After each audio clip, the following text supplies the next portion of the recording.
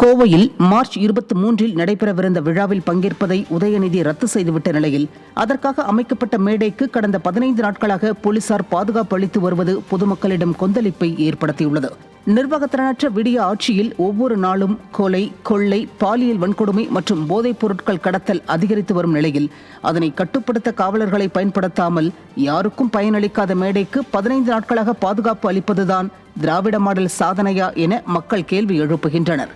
வெற்று விளம்பரங்களில் மட்டும் கவனம் செலுத்தும் விளம்பர மாடல் ஸ்டாலின் அரசு மக்கள் நலனில் எப்போது அக்கறை செலுத்தும் என்ற கேள்வி எழுந்துள்ளது.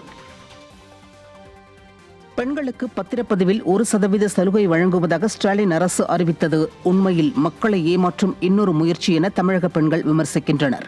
இந்த சலுகை 10 லட்சம் ரூபாய்க்குள் இருக்கும் மனைகளுக்கு மட்டுமே பொருந்தும். 10 லட்சம் ரூபாய் மனைகளுக்கு மேல் உள்ள வீட்டின் மதிப்பு சேர்க்கப்பட்டால் இந்த சலுகை பொருந்தாது என்பதால் இன்றைய நிலவர விலைகளில் இது பெரும்பாலான பெண்களுக்கு பயனளிக்காது. ஏற்கனவே மகளிர் நலனுக்கான பல்வேறு திட்டங்களை வாக்குறுதியாக அறிவித்த ஸ்டாலின் அரசு பின்னர் அவற்றை திரும்ப பெற்றுக்கொண்ட நிலையில் இந்த அறிவிப்பும் ஒரு ஏமாற்று தந்திரமே என தமிழக பெண்கள் ஆதங்கம் தெரிவிக்கின்றனர்.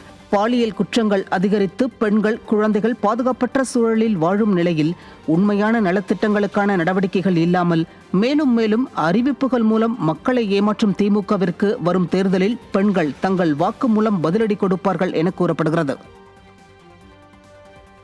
விளம்பர முகத்தில் மட்டுமே திளைத்து வரும் விடியா திமுக அரசின் அலட்சிய போக்கின் காரணமாக விழுப்புரம் மாவட்டம் செஞ்சியில் திடீரென பெய்த கனமழையில் அரசு ஒழுங்குமுறை விற்பனை கூடத்தில் விற்பனைக்கு தயாராக இருந்த 4000 நெல் மூட்டைகள் நனைந்து சேதமடைந்தன. சுற்றுப்புற கிராம விவசாயிகள் கொண்டு வந்த சுமார் 4000 மூட்டைகள் எடை போடுவதற்கு தயாராக இருந்த நிலையில் மேற்கூரை இல்லாததால் நெல் மூட்டைகள் நனைந்து விட்டதாக விவசாயிகள் வேதனை தெரிவித்தனர்.